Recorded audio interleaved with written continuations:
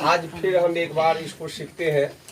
ठीक, एक बात याद रख लीजिए कि यह जितने भी आपको 20 प्रश्न हैं, सबसे ज्यादा तो कॉम्पिटिटिव एग्जाम के लिए तो आपको फायदे होंगे ही, साथ ही उन छात्रों के लिए सबसे विशेषकर फायदा होगा जो इंटरमीडिएट के छात्र हैं।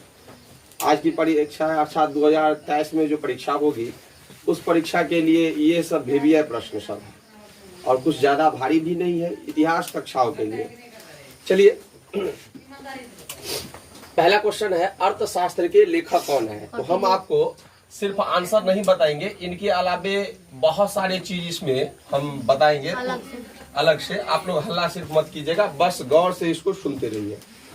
अर्थशास्त्र के लेखक चाहे जो भी हो, हम आपको बता रहे हैं। बाबू हल्ला नहीं करो, ठीक। तो आज से बहुत वर्ष पहले की बात है, कभी मगध नाम का एक राज्य हुआ करता था और इस राज्य पर घनानंद नाम का एक राजा था। ठीक, घनानंद नाम का एक राजा हुआ करता था। ये राजा बहुत अत्याचारी क्रूर था। इसको हटाने के लिए एक गुरु ने, अर्थात जिसका नाम चाणक्य था, उस चाणक्य ने एक शिष्य तैयार किया जिसका नाम था चंद्रगुप्त मौर्य। चंद्रगुप्त मौर्य ने इस धनानंद राजा को मगध के राजगद्दी से अपदस्थ किया और उसको हटाया। हटाने के बाद अर्थशास्त्र जो है के लेखक, जिसको हम चाणक्य कहते हैं, इसके अन्य नाम भी है। कौटिल्य नाम है, विष्णुगुप्त नाम है, और एक नाम तो आप बोले चाणक्य, कौटिल्य और विष्णुगुप्त, ये 3 अन्य नाम है। इन्होंने एक किताब लिखी जिस किताब का नाम आपको अर्थशास्त्र रखा। क्या रखा? अर्थशास्त्र। तो इसीलिए इस किताब के लेखक अगर आपको पूछे तो वह चाणक्य है। कौन है? चाणक्य। इसके बाद कौटिल्य, इसी का नाम है। चाहे आप कोई भी आंसर दें, कौटिल्य और कोई दिक्कत नहीं सर। चलिए, अब आइए, कांग्रेस की स्थापना किस वर्ष हुई? देखिए, हमारे देश में अंग्रेज आए। अंग्रेज जब हमारे देश में आए तो इन्होंने बहुत सारे अत्याचार किए। उसी समय में ये घटना आपको 1885 ईस्वी की है। उस समय में एक व्यक्ति ने भारत की स्थिति को समझा। वो इसलिए कि भारत के लोग जो कुछ मांगते थे वह अंग्रेज नहीं समझते थे, और अंग्रेज जो कुछ देते थे इनको वह भारतीय नहीं समझ में आता था। जैसे आप लोग कहते हैं सर पढ़ाई होनी चाहिए, कोई कहते हैं सर पढ़ाई नहीं होनी चाहिए, तो दिमाग नहीं काम करता है। तो उसी में से अगर इसमें से मात्र एक नेता हो और अपने में से सब विचार ले कि पढ़ाई होगी कि नहीं होगी, और वह आकर सर जी को कह दे कि सर पढ़ाई नहीं होगी, ऐसा छात्र का है, तब तो उतना हल्ला गुल्ला नहीं होगा। इसी प्रकार से अंग्रेजों के सामने में बहुत सारे लोग बहुत तरह की मांग रखते थे। कोई कहता था अभी देश छोड़कर चले जाइए, कोई कहता था हमको ये चाहिए, हमको वो चाहिए। कहा कि नहीं हमको वो नहीं चाहिए, हमको फलना चीज चाहिए। इससे अंग्रेज भी नहीं समझ पाते थे कि यह मांग क्या रहा है, कन्फ्यूजिया जाते थे। तब इन सबों को एक बात में माला की तरह पिरोने के लिए, सभी भारतीयों को पिरोने के लिए एक अंग्रेज अधिकारी आए जिसका नाम था A.O. ह्यूम। इसी अंग्रेज अधिकारी ने कांग्रेस की स्थापना की। कांग्रेस सबसे पुरानी पार्टी है। इसका भारतीय कांग्रेस इसका नाम था। आज इसका नाम सिर्फ क्या रह गया है? कांग्रेस। इसी में आपको सोनिया गांधी, राहुल गांधी, यही पार्टी है। ठीक, और इसकी स्थापना 1885 ईस्वी में A.O. ह्यूम द्वारा की गई थी। और इनके प्रत्येक बार एक अध्यक्ष हुआ करते थे। एक साल में एक बार अध्यक्ष। महात्मा गांधी मात्र एक बार इसकी अध्यक्षता किए थे। बेलगांव अधिवेशन था, उसमें अध्यक्ष है।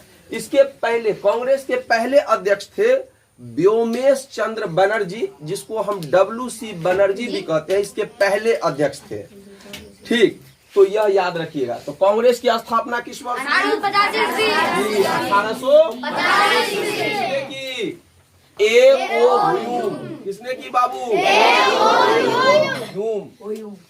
चलिए, जालियांवाला बाग हत्याकांड कब हुआ? देखिए जी, बहुत सुंदर आंसर है, 13 अप्रैल 1919। लेकिन इसकी विस्तृत जानकारी जान लेते हैं हम। पंजाब जब जाइएगा तो वहां पर एक जो है शहर है जिसका नाम है अमृतसर। इस पंजाब में उस समय में यहाँ पर एक जनरल डायर नाम का आदमी हुआ करता था, अंग्रेज अधिकारी।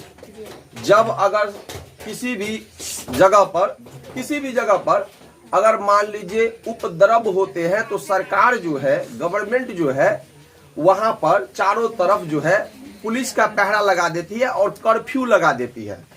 कर्फ्यू का मतलब होता है कि आप बिन वजह घर से बाहर नहीं निकल सकते हैं। ठीक, बिना वजह घर के बाहर नहीं निकल सकते हैं। बस तो अमृतसर में बिन वजह यह जो है बाहर नहीं निकल सकते हैं। उसी समय में एक व्यक्ति जिसका नाम था सत्यपाल और किचलू, इस दोनों को अरेस्ट कर लिया गया। और क्या विदेशी जो है अर्थात अंग्रेज ने हमारे यहाँ एक कानून बनाकर भेजा जिसका नाम था रॉलेट एक्ट। इसका अध्यक्ष था सिडनी रॉलेट, ये नाम है, ये इनका मुख्य आदमी था। यह कानून एक ऐसा कानून था जिस कानून के अनुसार किसी भी भारतीय को कहीं पर भी अगर 2-4 आदमी 5 आदमी गोलबंदी किए हुए हैं, कुछ विचार रहे हैं, तो उसे गोली मार दिया जाए, अरेस्ट कर लिया जाए, अरेस्ट करके किसी जेल में भेज दिया जाए। जिस जेल में भेजा जाए उस जेल का भी नाम नहीं पता हो, बिन वजह सिर्फ शक के आधार पर। इस कानून को भारतीयों ने काला कानून की संज्ञा दी और इसके जगह में इसके विरोध में बहुत जगह जनसभाएं हुई और सबों ने इस कानून का विरोध किया कि हमें यह कानून कतई पसंद नहीं है। ये भारतीयों के साथ जुल्म सितम वाली कानून है। फलतः जालियांवाला बाग में जली नाम का एक संपत्ति थी, यह उस बाग में आम सभाएं हो रही थी और गेट कितना बड़ा था, बस इतना ही बड़ा। एक आदमी अगर जा सकता है तो एक ही आदमी आ सकता है। अगर एक आदमी जाएगा तो फिर एक आदमी को वहां पर रुकना पड़ेगा तब। और चारों तरफ से चहारदीवारी थी जिसमें किसी ने जाकर यह खबर कर दी जनरल डायर को कि आप लोगों के खिलाफ, अंग्रेजों के खिलाफ वहां पर आम सभाएं हो रही हैं। वहां पर 2 व्यक्ति को पकड़ा गया था, मतलब उस अवधि में पंजाब में, सत्यपाल और किचलू को। ये बहुत ही बेहतरीन नेता थे, लेकिन इन नेताओं को बिन वजह पकड़ा था। इसी के खिलाफ वहां पर आम सभा हो रही थी जिसमें जनरल डायर यहां से बहुत सारे सिपाहियों को लेकर गया, टैंक को लेकर गया, गेट पर टैंक लगा दिया गया और सारे जो है क्या कहते हैं जितने भी आपको सैनिक सब थे, सैनिकों को फील्ड में लगाकर और इन सबों पर अंधाधुंध फायरिंग करना शुरू कर दिया बिना चेतावनी दिए। इन्होंने, जनरल डायर ने कहा कि हमने चेतावनी पहले ही दे चुके हैं हम, और वहां पर इन सबों को मारा गया। इसी बाग में जो हत्याकांड हुआ था इसको जालियांवाला बाग हत्याकांड के नाम से हम जानते हैं और यह 13 अप्रैल 1919 को हुआ था। कितना को? 13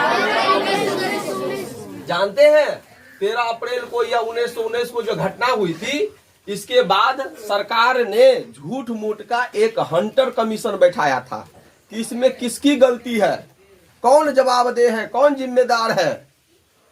लेकिन जनरल डायर को यहां से बुला करके इंग्लैंड में इसको जो है क्या किया, सम्मानित किया गया था।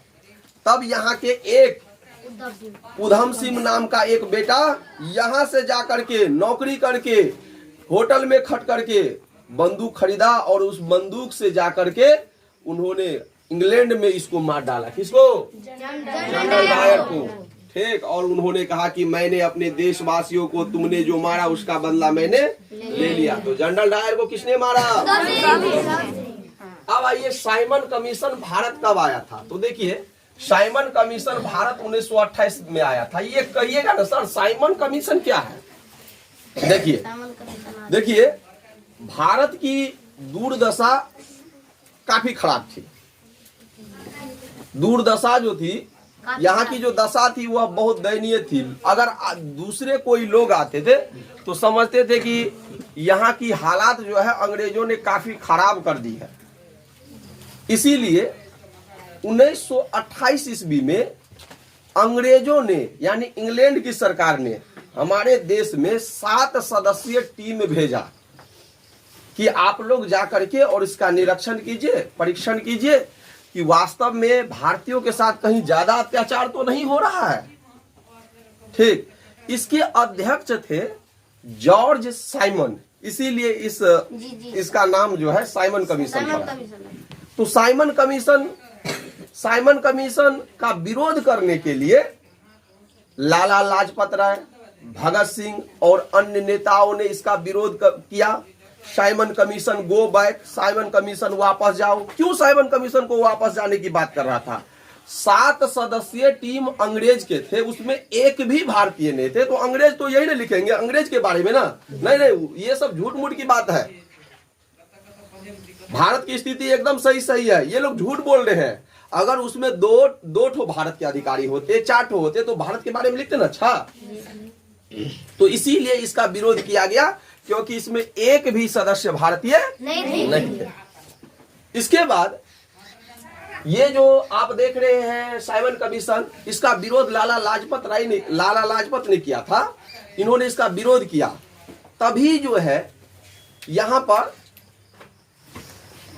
अंग्रेजों ने उसमें से एक जो आपको था सैंडर्स और स्कॉट, ठीक, इन्होंने इस बहिष्कार का जो विरोध ये लोग कर रहे थे, उस बहिष्कार में इन्होंने अंधाधुंध जो है लाठियां चलवाई। ठीक, और ऐसे करते करते अंधाधुंध लाठी जो है लाला लाजपत राय के सर पर मारता गया, जिससे उनका जो है यहाँ पर रक्तस्राव हो गया, अर्थात रक्त यहाँ से बहने लगा और कुछ दिनों के बाद उसकी मृत्यु हो गई। और हर लाठी के प्रहार के साथ उन्होंने, वह लाला लाजपत राय ने कहा, मेरे सर पर किया गया एक एक लाठी का प्रहार अंग्रेजी ताबूत की कील साबित होगी। ठीक, और इसके कुछ दिनों के बाद इनका देहांत हो गया। किनका? लाला लाजपत। तो साइमन कमीशन कब आया था? क्या इसका स्वागत हुआ? नहीं, बहिष्कार हुआ। ठीक, अब आइए महाभारत का युद्ध कितने दिनों तक चला था? देखिए, महाभारत का युद्ध 2 भाइयों में ही लड़ा गया था, एक पांडव और एक अर्जुन। नहीं, आप लोग हमको भी गड़बड़ा दीजिएगा। पांडव और कौरवों में कौरव 100 भैयारी थे, पांडव मात्र 5 थे। ठीक, इन दोनों में जमीन विवाद को लेकर लड़ाई हुई थी। पांडव जो है क्या कहते, उन्होंने कहा कि मुझे आधा राज नहीं दे सकते हैं, तो कम से कम 5 गांव भी दे दीजिए। इसके जो चचेरे भाई थे दुर्योधन ने कहा कि सुई पर जितनी जमीन चढ़ती है वह जमीन भी मैं तुमको नहीं दूंगा। ठीक, और इन्हें जो है खांडवा प्रस्थ दिया गया, जहां पर जंगल झाड़ हुआ करते थे। खांडवा प्रस्थ को इन्होंने अपने मेहनत के बल पर इंद्रप्रस्थ बनाया, वहां कमाल की जो है कारीगरी की गई थी। ठीक, ऐसा सुंदर महल कहीं पर नहीं था। इंद्रप्रस्थ दिल्ली का पुराना नाम है। ठीक, और एक बात और जान लीजिए, इसके बाद भरी सभा में आप लोग जानते हैं द्रौपदी का चीर हरण किया गया था। ठीक, तब इन्हें जो है क्या कहते हैं, उसके बाद वनवास जो है मिला था, 12 वर्ष का वनवास और 1 वर्ष का अज्ञातवास मिला था। ठीक, इसके बाद जब वो अपना राज मांगने आया तो कहा कि हम नहीं जानते, हम तुमको राज नहीं देंगे। ठीक, तब जाकर जो है इन्होंने महायुद्ध हुआ। कहाँ पर? कुरुक्षेत्र में, हरियाणा में है। अभी हरियाणा में युद्ध हुआ और इस युद्ध में दोनों तरफ से बहुत सारे लोग मारे गए। ठीक, पांडवों ने यह युद्ध जीता। ठीक, पांडवों ने यह युद्ध जीता। ठीक, 5 विकेट से, मतलब समझते हैं ना, 5 के 5 जिंदा ही रहे। ठीक, और उधर 100 के 100 क्या हो गए? मारे गए। इसका क्या मतलब है? जिधर बुराई रहती है उसका अंत होना तय है, चाहे आज हो चाहे कल हो। ठीक, अच्छाई की जीत होती है।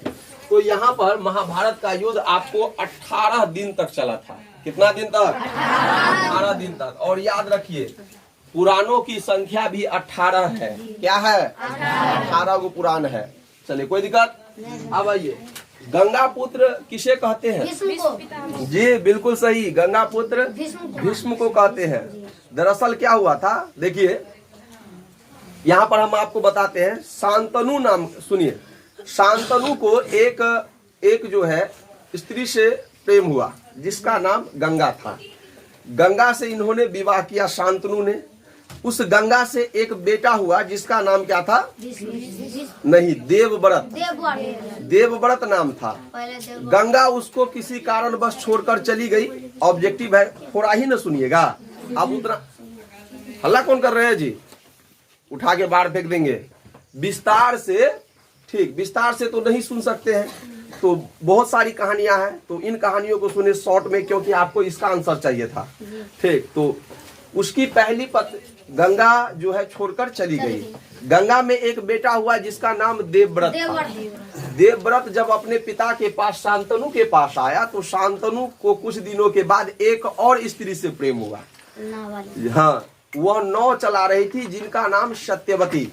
ठीक, सत्यवती से प्रेम हुआ। सत्यवती के पिता के पास जब वह हाथ मांगने के लिए कहा, तो कहा कि आप सत्यवती से विवाह जरूर करिए, परंतु इसके बदले हमें एक वचन देना पड़ेगा कि इसके बाद सत्यवती की कोख से जो पुत्र प्राप्ति होगी वह यहाँ पर गद्दी पर बैठेगा।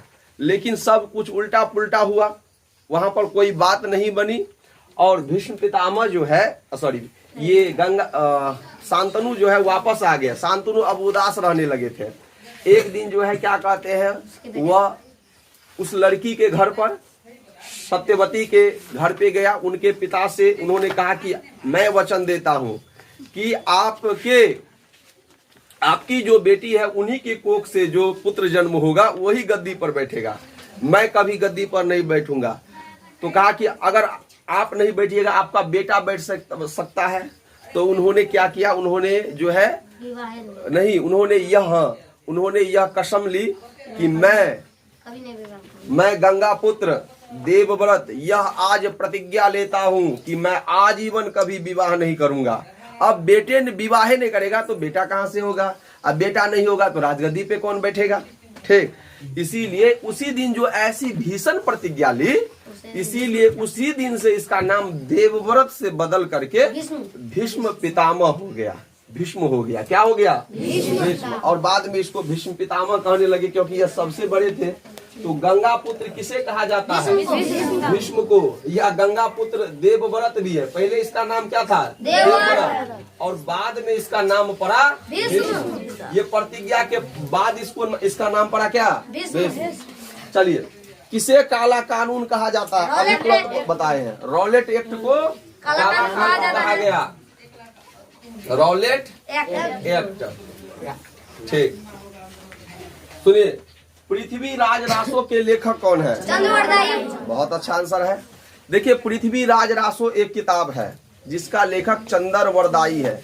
इसके बारे में हम थोड़ा बता देते हैं। ठीक, दिल्ली में एक राजा हुआ करता था जिसका नाम हुआ करता था, आपको क्या बताइए? पृथ्वीराज चौहान। पृथ्वीराज चौहान को संयोगिता नाम की लड़की से प्रेम हो गया था, और इसी प्रेम के कारण बेचारे उसकी मृत्यु भी हुई।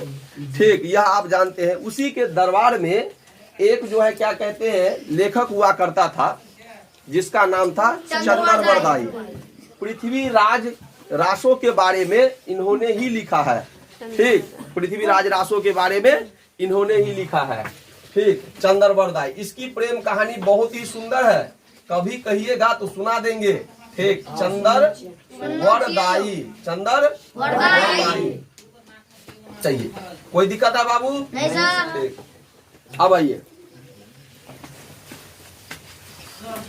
इसमें इसकी जो मृत्यु हुई थी उसमें एक दोहा जो है चंद्रवरदाई ने कहा था, याद है आप लोग को? 4 बांस 24 गज। जी, 4 बांस 24 गज, अंगुल अष्ट प्रमाण, ताऊ पे सुल्तान है, मच्चू को चौहान। ठीक, और इनको मोहम्मद गोरी को मारकर गिरा दिया था। ठीक, जालियांवाला बाग हत्याकांड के बाद किसने सर की उपाधि वापस कर दी? देखिए, एक बात बताइए, ऐसे समझिए आप, एक बात बताइए, आप आप जो है क्या कहते हैं, हमारे पास ही पढ़ने आते हैं, हमारे ही जो चहेते लोग सब हैं उन्हीं को मारिएगा आप लोग तो आपको भगा नहीं देंगे। नहीं, उसी प्रकार से जालियांवाला बाग हत्याकांड से पहले जो है अंग्रेजों ने 2-3 आदमी को बहुत बढ़िया अथी से किताब से उसको जो है सम्मानित किया था। ठीक, कि आप बहुत बढ़िया व्यक्ति हैं। जैसे रविन्द्रनाथ ठाकुर को कहा कि आप उसको सर की उपाधि दी थी। सर इंग्लैंड में जो है बहुत बढ़िया व्यक्ति होते हैं उसको दिया जाता है, तो सर की उपाधि दी थी। और महात्मा गांधी को कैसर ए हिंद की उपाधि दी थी।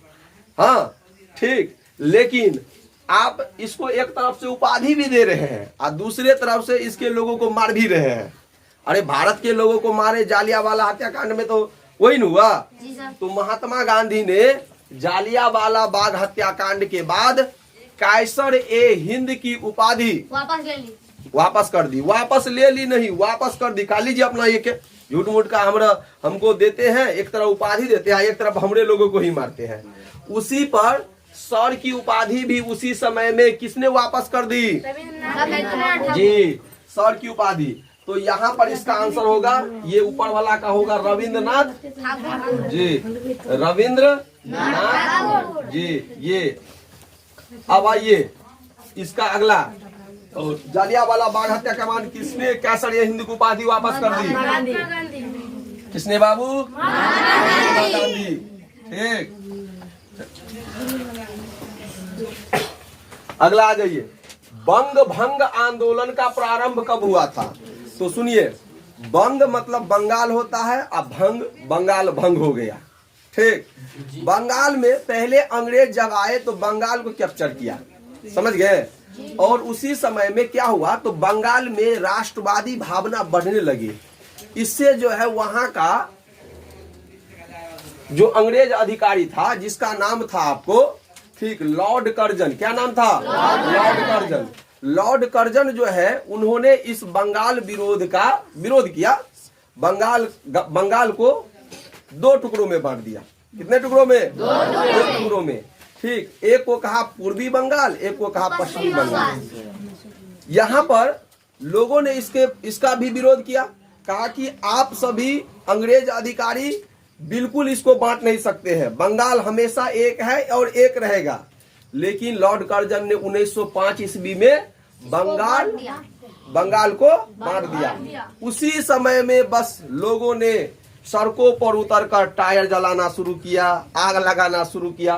फिर जा करके यह बंगाल विभाजन जो है 1911 ईस्वी में लॉर्ड हार्डिंग के द्वारा वापस ले लिया गया। कोई दिक्कत? तो इसीलिए बंग भंग आंदोलन का प्रारंभ कब हुआ? 1905। सुनिए, पहले जो है उस समय में भारत की राजधानी कोलकाता ही थी। 1911 के बाद 1911 में आपको दिल्ली स्थानांतरित की गई। दिल्ली से पहले भारत की राजधानी कहाँ थी? जी, याद रखिएगा, दिल्ली से पहले भारत की राजधानी कोलकाता थी। तो बंग भंग आंदोलन समझ गए ना? ठीक, भारतीय बोलिए। दिल्ली के बाद नई दिल्ली कही, कोलकाता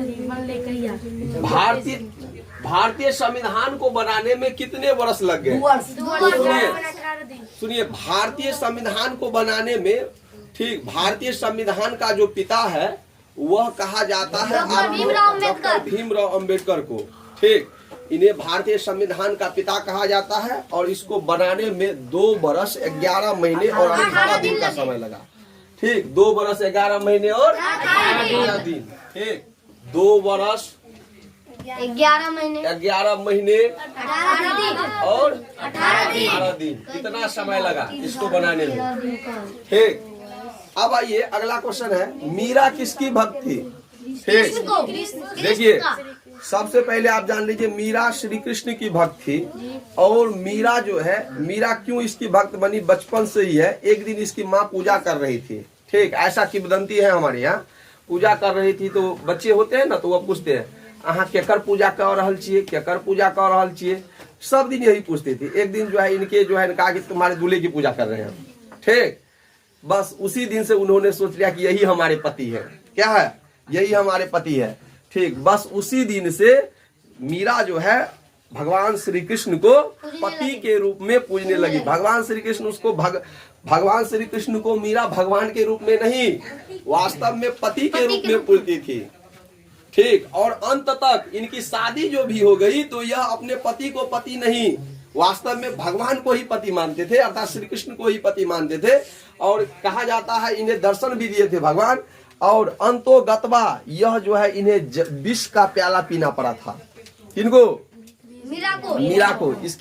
इसके पति ने इसको घर से निकाल दिया था। ठीक, इसका जो है बहुत सुंदर जो है कविताएं सब है। मेरे तो गिरधर गोपाल दूसरो न को, ये गीत सुने होंगे कहीं पर। ठीक, ये उन समय में ये जो है अपने जो है लिखा करती थी। मीरा जो थी, मीरा आपको राजा की बेटी थी और राजा के साथ ब्याही गई थी किसी दूसरे राजा, लेकिन यह कभी भी उस राजा को अपना पति नहीं माना। ठीक, वह अपने पति के श्री कृष्ण के प्रेम में इतना जो है वह नाचती थी कि उन्हें यह भी ध्यान नहीं रहता था कि मेरे कपड़े कहाँ पर है, मैं रानी हूँ। राजा की पत्नी क्या होती है? रानी। और रानी जो है 20 सड़कों पर नाचेगी तो यह अच्छी बात नहीं है। इसीलिए राजा जो है उन्होंने उसे घर से क्या कर दिया? निकाल दिया था। चलिए, ताजमहल का निर्माण किसने करवाया? देखिए, शाहजहां ने करवाया था। देखिए, ताजमहल का निर्माण जो है वह शाहजहां ने करवाया था। ठीक, ताजमहल जब इसकी एक पत्नी थी। देखिए, राजाओं की बहुत सारी पत्नियां होती है। ठीक, इसमें इसकी एक पत्नी थी राजा की, अर्जुन मंद बानो बेगम। समझ गए? अर्जुन मंद बानो बेगम। ठीक, ये और इसी सुनिए, जब यह मर रही थी, ठीक, तो इसी को इन्होंने एक नाम दिया था, बड़ी प्रेम से इसको नाम दिया था मुमताज महल। समझ गए? मुमताज महल, इसका नाम था अर्जुन मंद बानो बेगम। तो मुमताज महल इसको नाम दिया गया था। ठीक, जब इनकी मृत्यु हुई तो कहा जाता है कि इन्होंने कहा कि आप हमसे इतना प्रेम करते हैं तो मेरे प्रेम में, यादों में आप कुछ ऐसा चीज बनाइएगा जो संसार में कहीं नहीं हो, कहीं नहीं हो, अद्वितीय हो। तो कहा ठीक है। जब यह इनकी मृत्यु हो गई तो इसके बाद ये शाहजहां ने इन्होंने ताजमहल का निर्माण किया, यमुना नदी के किनारे दलदली भूमि पर निर्माण किया। और इसको बनाने में इन्होंने दुनिया के अलग अलग देशों से जो है कारीगर को मंगाया। ठीक, इसके बाद जो है वहां से पत्थर को मंगाकर और इन्होंने उस ताजमहल में लगाया। जब यह ताजमहल बन गया तो इसके बाद जो है अब कारीगर रहा गया। कारीगर के हाथ को काट लिया। क्यों? कि अगर यह कारीगर रहेगा तो फिर कहीं न कहीं बना देगा, ताजमहल बना देगा। ठीक, इसीलिए उसके हाथों को ही क्या कर लिया? काट दिया। ठीक, और उनको पेंशन दी गई। ठीक, तो ताजमहल का निर्माण आपको शाहजहां ने करवाया था। ठीक, और ये कृष्ण की भक्ति। चलिए, अब आइए, ताजमहल का निर्माण किसने करवाया था? शाहजहां ने। ठीक, कोई दिक्कत? अब आइए, यहाँ पर आते हैं, अस्थाई बंदोबस्त कहाँ लागू किया गया। देखिए, जब अंग्रेज हमारे देश में आए तो अंग्रेज ने यहाँ पर ठीक कई प्रकार के कानून लगाए। जैसे वारेन हेस्टिंग्स बंगाल में कानून लगाया कि अगर सुनिए, अगर हम आपको जमीन देते हैं, अगर जमीन पर अच्छे प्रकार से फसल का उत्पादन नहीं हुआ और बढ़िया टैक्स नहीं प्राप्त हुआ तो अगले बार जमीन छीन लेंगे आपसे।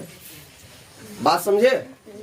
देखिए, बढ़िया सुनिए, वारेन हेस्टिंग्स ने कहा कि हम आपको जमीन देते हैं इस वर्ष आपको हम क्या देते हैं? जमीन। अगर जमीन पर बढ़िया खेती नहीं हुई तो अगले बरस उत्पादन अगर अच्छा नहीं हुआ तो हम आपसे जमीन छीन लेंगे। तो किसानों में यह भय रहता था, भाई छोड़ो, काहे ले उपजाएंगे, कोनो ठीक है, अगले बार जमीन हमारा रहेगा कि नहीं रहेगा, छीन लेगा, कोनो ठीक है, नहीं उपजाएंगे। अपना जमीन रहता है तब ना, बटिया खेत में लोग खेती करता है, अपना जमीन रहता है तो उस पर बहुत मेहनत करता है, तो सोचता था चलो इससे उत्पादन क्या होने लगा, कम होने लगा। उत्पादन जो कम होने लगा तो लोग भूखों मरने लगे। ठीक, इसी आखिर उत्पादन कम क्यों हो रहा है, इसको चेक करने के लिए वारेन हेस्टिंग्स ये कानून लगाया कि इस बार अगर बढ़िया नहीं हुआ तो अगले बार भूमि ले लेंगे। यह सोचा कि इसके डर से किसान ज्यादा से ज्यादा मेहनत करेंगे, किसान उल्टे करने लगे, अगले बार रहेगा कि नहीं रहेगा, ले लो भूमि, नहीं करेंगे बढ़िया से खेती। बुझे, उत्पादन कम होगा कि ज्यादा, कम हो गया। तब वारेन हेस्टिंग्स के जगह पर कार्नवालिस आया, लॉर्ड कार्नवालिस। तो यह आया तो इन्होंने ये अस्थाई बंदोबस्त कहाँ लागू किया, तो ये बंगाल की बात है। कहाँ की, बंगाल की। तो इसके जगह पर यह अस्थाई था। आज जमीन आपका है, कल किसी को दे देंगे, तो अस्थाई न हुआ। अब लॉर्ड कार्नवालिस आया तो इन्होंने देखा कि बाप रे भारी दिक्कत है यहाँ के लोगों को, हालत बहुत दयनीय है, खराब है। इसीलिए इन्होंने किसानों को कहा कि जमीन आपकी हुई आज से, ठीक, लेकिन एक बात याद रखना, जमीन आपकी हुई, चाहे आग लग जाए, वज्र खस जाए, ठीक, वज्र मतलब बुझते ना, वज्रपात, ठीक, चाहे तूफान आए, आंधी आए, बिहार आए, बरसात आए, लेकिन खेती आपकी है, दे रहा हूं मैं अस्थाई रूप से, सब दिन खेत आपकी है, लेकिन टैक्स भरिएगा। समझ रहे हैं। तब बंगाल में अस्थाई बंदोबस्त किसने लागू किया, लॉर्ड कार्नवालिस, ठीक।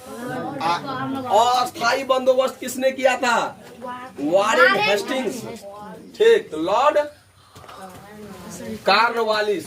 अच्छा, कोई ये दिक्कत है, समझे कि नहीं इस बात को, ठीक। अस्थाई बंदोबस्त क्या है, समझ गए ना। चलिए अब आइए, वास्को डिगामा भारत कब आया था, बहुत अच्छे।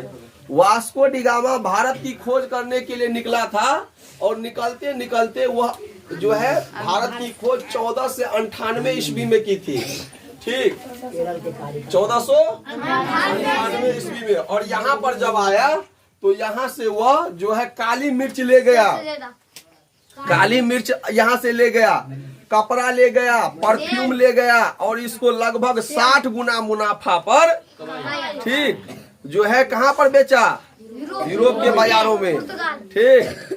चलिए, ये पुर्तगाल का निवासी था, ठीक। और इसके साथ जो भी लोग आए थे वह सब जो था ना, इसको जेल में से लाया था, जेल में पहले से बंद था, मृत्यु दिया गया था इसको, ठीक। उन्होंने कहा कि अगर भारत की खोज कर लेंगे हम लोग तो तुम लोग को आजाद कर देंगे। तो सोचा चलो जेल में भी मरना ही है, यहाँ पर भी इससे बढ़िया बाहर का रास्ता घूमते हैं। तो इनके साथ जो आए थे वास्को डिगामा के साथ, वो सब छठे बदमाश सब थे। चलिए 14। अब आइए, माई एक्सपेरिमेंट विद ट्रूथ किसकी रचना है, आत्मकथा है। देखिए आत्मकथा क्या होता है, जब लोग अपने बारे में ही अपने से लिखते हैं तो उसको हम आत्मकथा कहते हैं। क्या कहते हैं, जैसे अगर हम अपनी कहानी अपने हाथों से लिखे तो हम आत्मकथा कहेंगे इसको। तो महात्मा गांधी ने अपनी कथा माई एक्सपेरिमेंट विद ट्रूथ, अर्थात सत्य के प्रयोग, हिंदी में नाम होगा सत्य के प्रयोग, 8वीं कक्षा में आपने पढ़ा होगा, सत्य के प्रयोग या सत्य के साथ मेरा प्रयोग, किताब किसने लिखा, जी किसने लिखा, महात्मा गांधी। उसी प्रकार से बाबू बहुत आदमी अपना अपना किताब लिखते हैं। Discovery of India, discovery of India एक किताब है, बहुत अच्छी किताब है, जिसको कहते हैं भारत एक खोज। इस किताब के लेखक कौन है, ठीक, पंडित जवाहरलाल नेहरू। कौन है बाबू, ये किताब तो बहुत ही जबरदस्त है, पंडित जवाहरलाल नेहरू। इसमें बहुत पूरे भारत की कहानी है, लगभग पंडित जवाहरलाल नेहरू। अगर आपको अगर ये फुर्सत मिले तो कभी इस किताब को खरीद कर जरूर पढ़ें, डिस्कवरी ऑफ इंडिया।